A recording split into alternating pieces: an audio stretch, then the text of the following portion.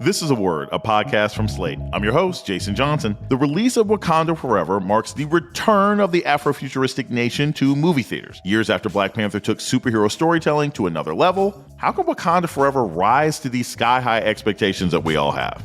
If the first Black Panther movie felt like a revelation and a kind of like explosion of Black cultural pride, this movie is going to feel like a reunion. And I think it's going to feel like, okay, we get to reconvene and explore more collective emotions together. The return to Wakanda, coming up on A Word with me, Jason Johnson. Stay with us. This episode of A Word is brought to you by The Relentless, a podcast from Slate Studios and Century 21 Real Estate. The Relentless is back for a third season, and this time, they're looking at the ways entrepreneurs overcome barriers so they can move fearlessly in business and beyond. Join returning host Kristen Meinzer as she talks to everyone from athletes to venture capitalists who have used strength and motivation to find success in the face of obstacles. Listen to learn how these passionate industry leaders transform their fears into inspiration. Season 3 of The Relentless is out now. Listen and subscribe wherever you get your podcasts.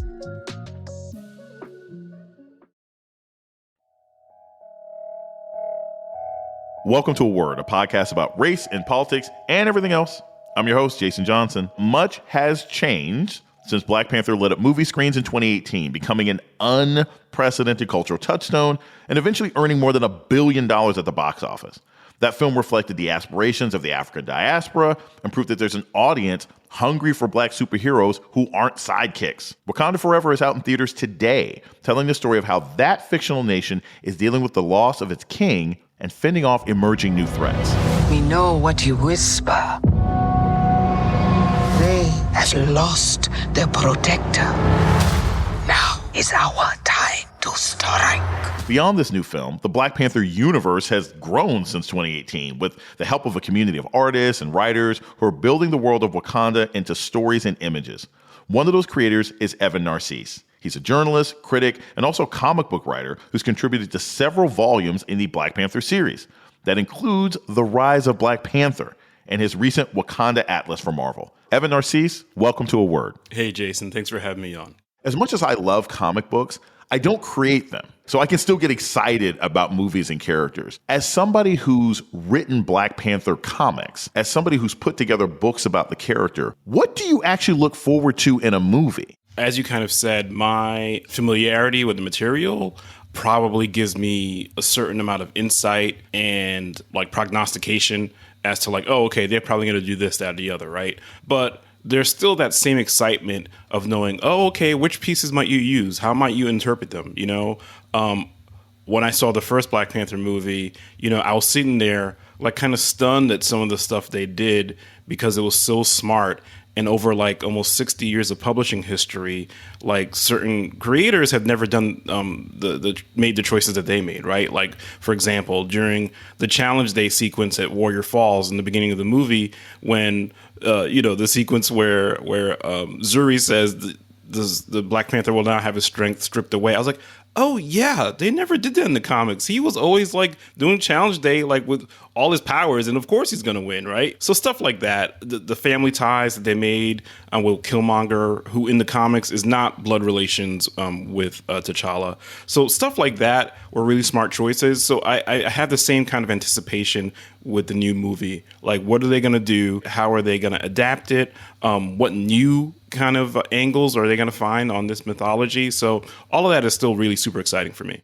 So Evan, one of the things that comic people talk about all the time is like canon, right? And to the audience, canon is these are the core elements of the character, right? What do you consider to be canon for Black Panther? Because for a lot of people, they hadn't heard of the character until 2018.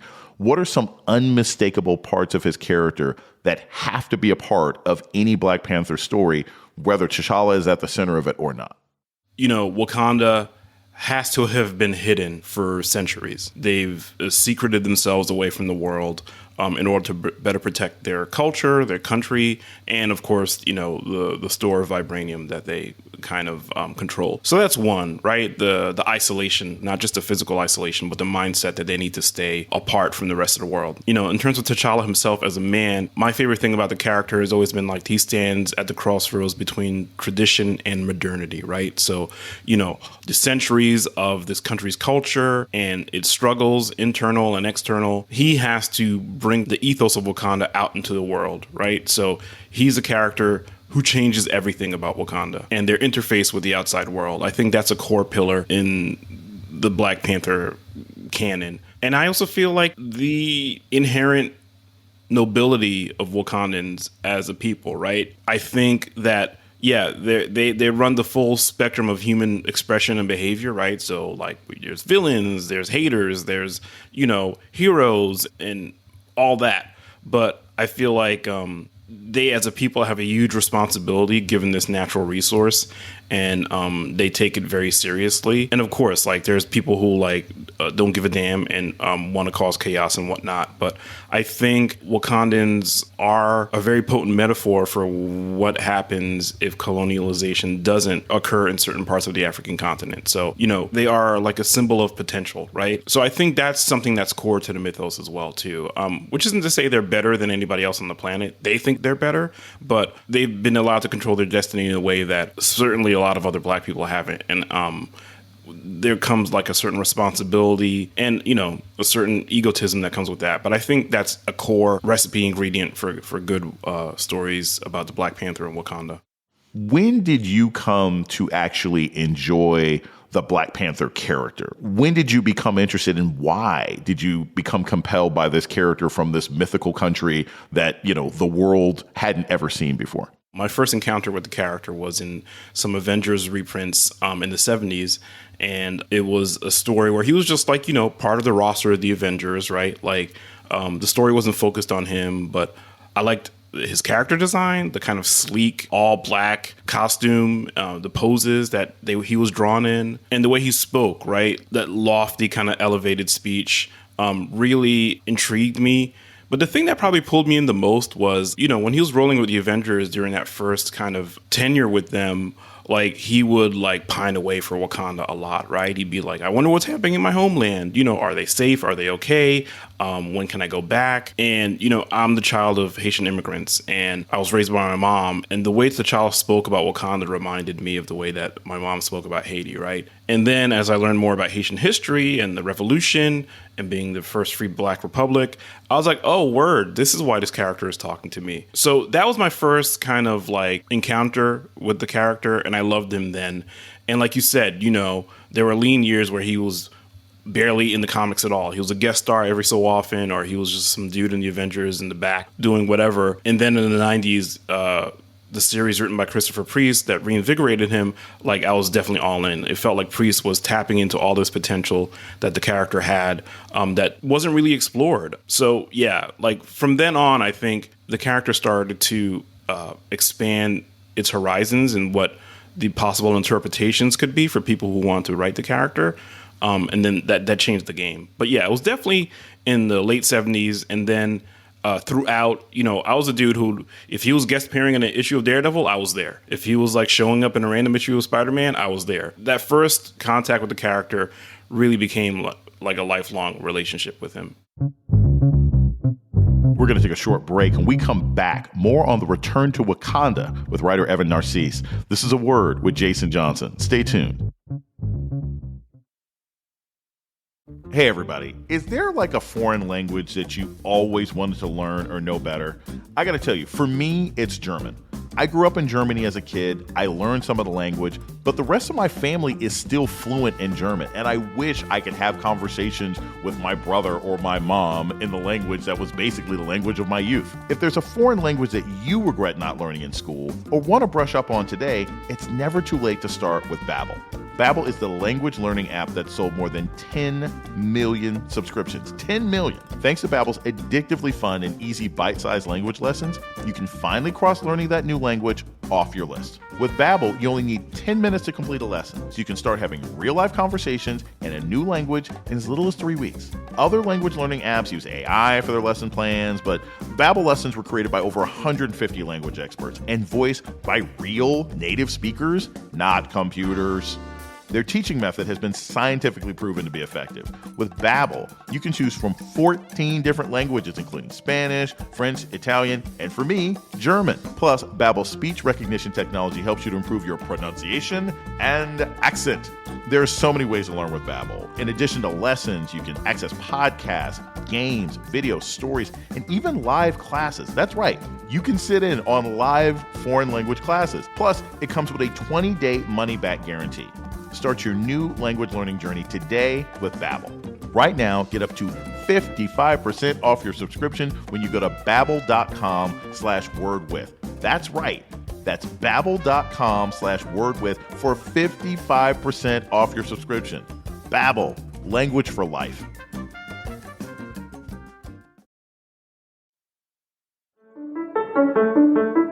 This is Jason Johnson, host of A Word, Slate's podcast about race and politics and everything else. I want to take a moment to welcome our new listeners. If you've discovered A Word and like what you hear, please subscribe, rate, and review wherever you listen to podcasts. And let us know what you think by writing us at aword@slate.com. Thank you. You're listening to A Word with Jason Johnson. Today, we're talking about Wakanda Forever with comic book writer Evan Narcisse. So one of the most important steps in the ladder to understanding Wakanda and the Black Panther we see today is a writer that I became familiar with in the 90s named Christopher Priest. Can you just tell us a little bit about what he contributed to what we're seeing in Wakanda Forever and what we saw in Black Panther in 2018? So Christopher Priest was the first full-time Black writer and editor at both Marvel and DC Comics. He's written Batman, Superman, Spider-Man. You know, he's somebody who really revolutionized the Luke Cage character when he was writing the comic book Power Man and Iron Fist. Power Man is Luke Cage's superhero code name. But he basically was the first time I felt like I was hearing a Black voice in comics kind of speaking loud and proud about, you know, the stuff that we experience and the way we live. So he brought all of that to Black Panther in 1998 for a run that went about 5 years. So his reimagination of the whole Black Panther mythos is really revolutionary.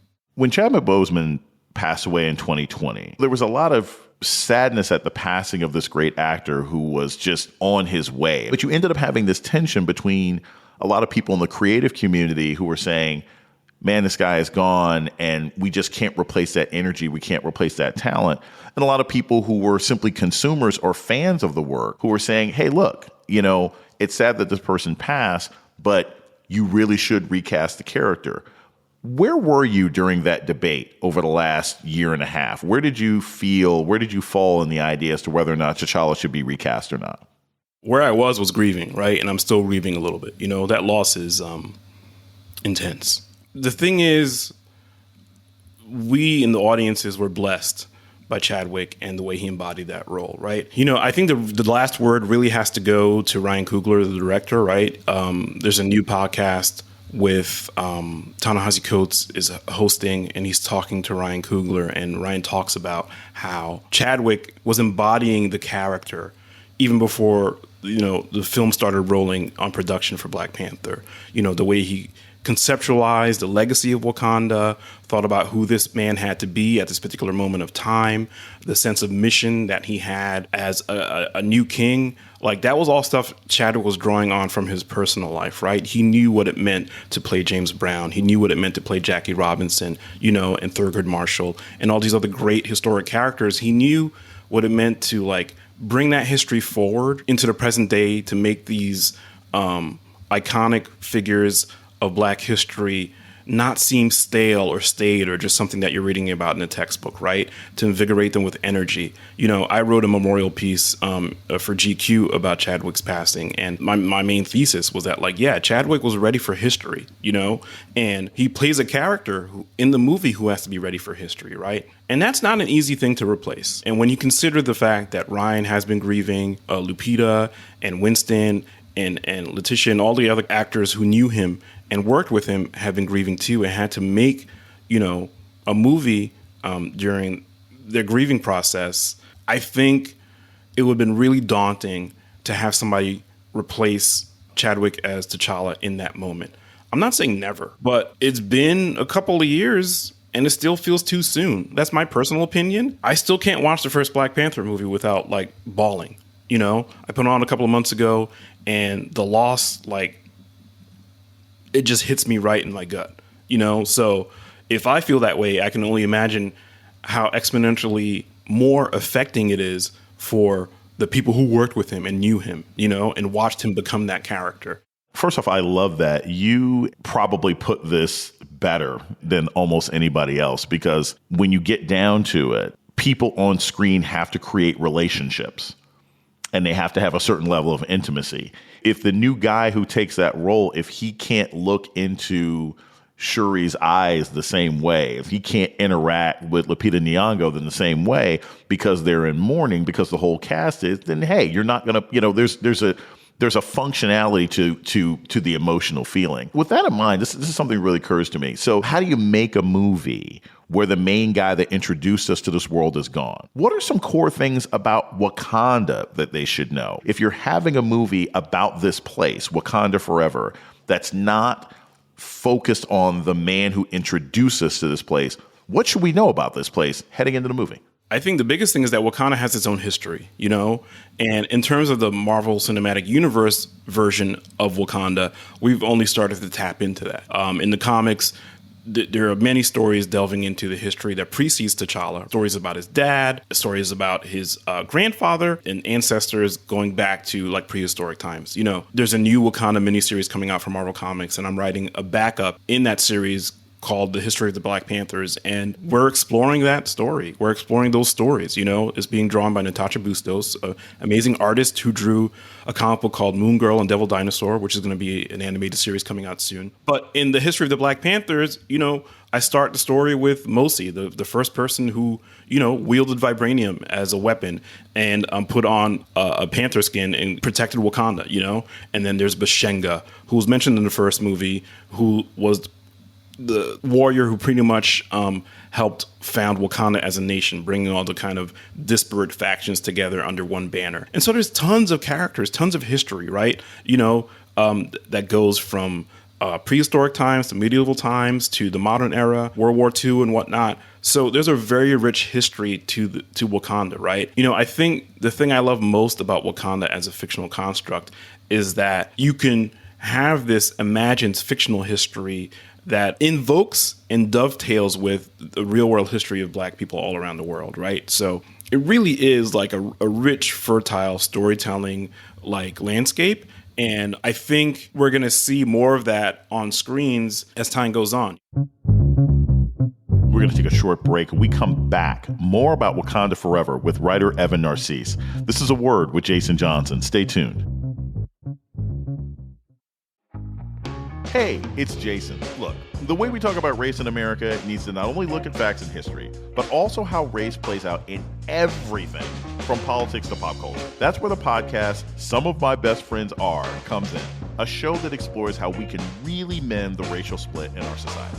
Harvard professor Khalil Gibran Muhammad and journalist Ben Austin are best friends, one Black and one white, who grew up together in Chicago. Khalil and Ben know that interracial friendships alone aren't going to solve the problems of a deeply divided country. So what can we do?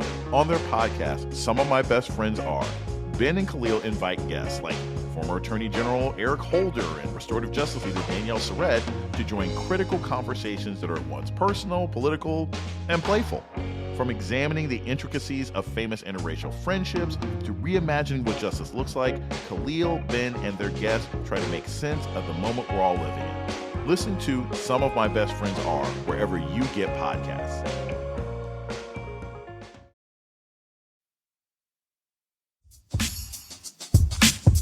You're listening to A Word with Jason Johnson. Today we're talking about Wakanda Forever with comic book artist Evan Narcisse. So in the comics, the character Queen Ramonda raised T'Challa, but she didn't give birth to him.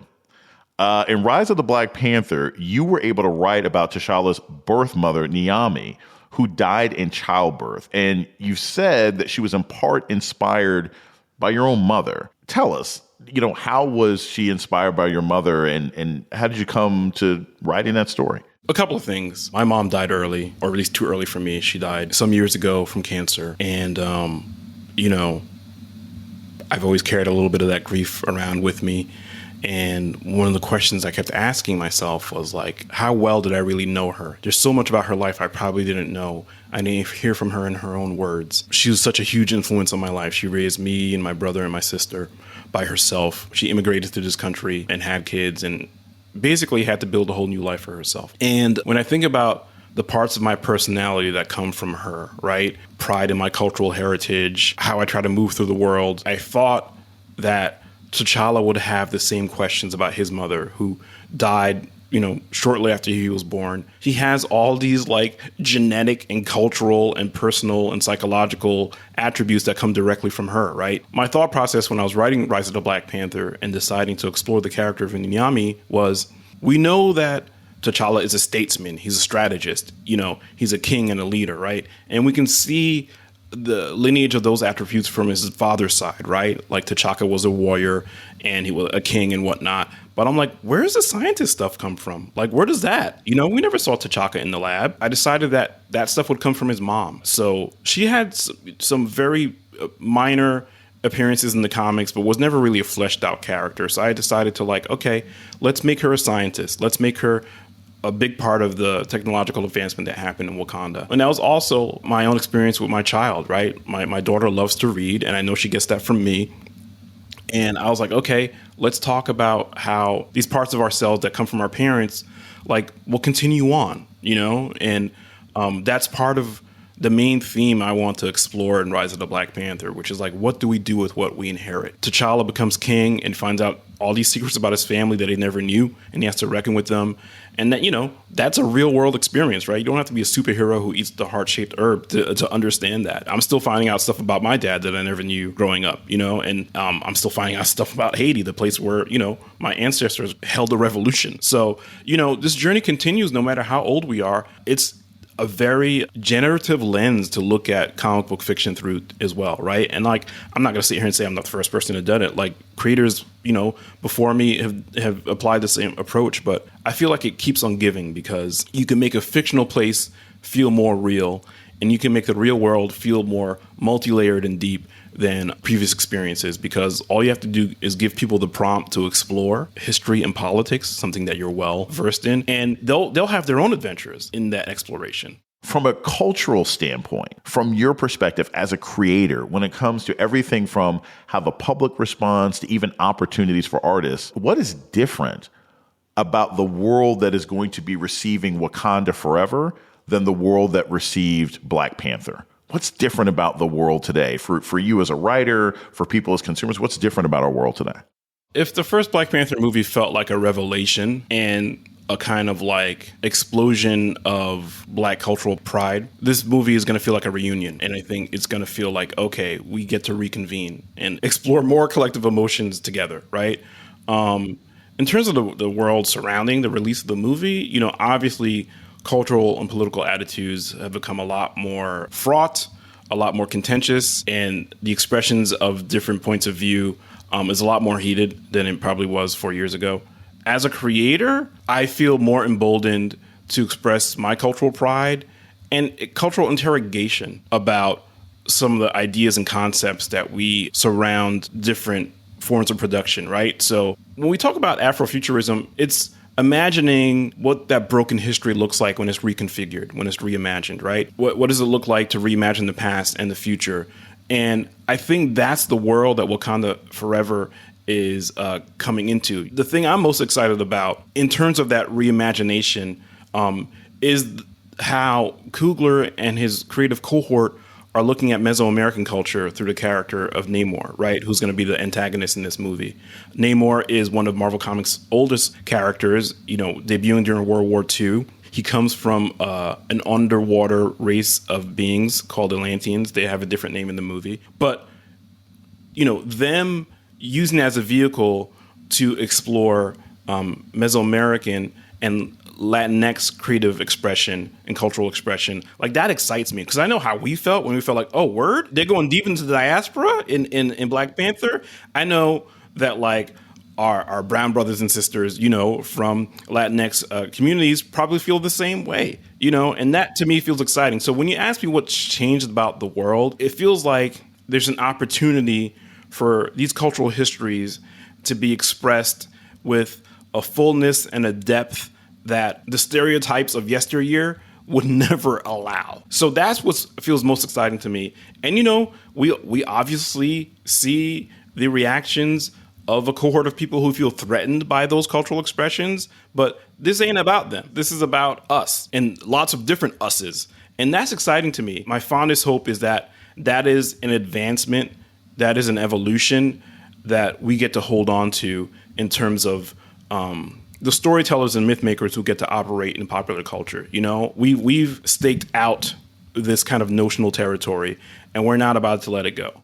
So I want to close on this. I always like closing on an optimistic note, which you pretty much just did there. And, you know, it's occurred to me that, like, you know, all right, we're, you know, 2 years into this racial reckoning where George Floyd, you know, was murdered by a cop, and you had media sort of saying, oh, we need to be more diverse. And now, as you sort of alluded to, we have this backlash. We have, you know, sort of online trolls and cultural leaders who get mad at everything from She-Hulk. Oh, there's too many women in comics, or they get mad that there's like a black person in a new Star Wars series, et cetera, et cetera. And I feel like Wakanda Forever, by being successful, is another pushback against that hostility, along the lines of introducing a character like Namor, along the lines of introducing an Asian American superhero like Shang-Chi. I guess my question for you is, do you think that what we're experiencing right now is sustainable, or do you think that we're going to have another wave and in 10 years it's going to peter out and we're going to have to fight this battle again? The level of sustainability is going to be directly tied to how many people from marginalized backgrounds are in positions of decision-making power, right? So, you know, Ryan Coogler's production company is Proximity Media. They didn't just put out Black Panther with Marvel. They also put out Judas and the Black Messiah. So by virtue of Ryan starting this company and other creators like him who have their own production companies, who have overall deals at the big mega corporations that pump out these movies, that's the I think the determining factor by which we'll see this be another wave that crashes on the shore, or something that is part of a rolling, continuing set of repercussions that come from these companies recognizing that our stories have audiences, that people will come and see them. I saw a movie at the Austin Film Festival recently, Nanny, directed by Nigyatu Jusu, starring Anna Diop, and she plays a nanny, and it's a horror movie, that's all I'll say. But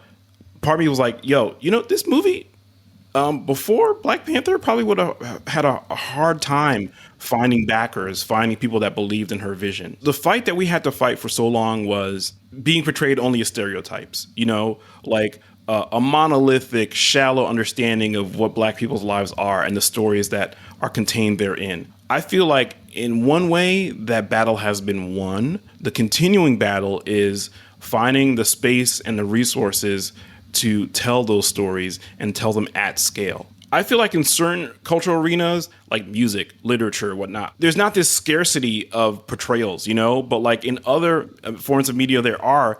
And like, those are the walls that we need to break down. You know what I'm saying? And they are getting broken down. Creators who are younger than me, who are like doing their own thing in video games and comics and whatnot. And, you know, to me, like, that's the world change. You know, that's the evolution. In the X-Men comics, the main characters are mutants, and they have this pivotal moment in their lives where their superpowers get activated. The X gene gets activated, right? That's what it gets called in the comics. And I feel like that's happening, you know, more and more. That's a wave you can't push back. The large scale resources are going to wax and wane, but you can't stop marginalized people, Black people, from being creative. Like, you can't stop it. We innovate, we absorb and remix, and that's what's happening. We talk about the world changing, and like, storytelling changes the world, you know? And for anybody who hears a story that moves them and excites them, like Black Panther did, and hopefully like Wakanda Forever will, that's another sword to the cause. You know what I'm saying? That's another warrior that's marching towards a new horizon.